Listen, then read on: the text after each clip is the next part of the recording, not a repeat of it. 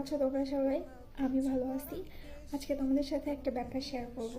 আজকে আমি যখন বাইরে গেলাম তখন দেখলাম যে রাস্তার পাশে একটা লোক এগুলো বিক্রি করতেছে। আর সেটা হচ্ছে, তোমরা দেখলেই বুঝতে পারবে এটা কি। এই দেখো, এটা হচ্ছে একটা ওয়ালপেপার। আর দেখে আমার অনেক ভালো লাগছে, তো ভাবলাম যে ওকে, আমি একটা নিয়ে যাই, গিয়ে দেখি কেমন লাগে। যদি ভালো লাগে দেন আরও পারচেস করবো।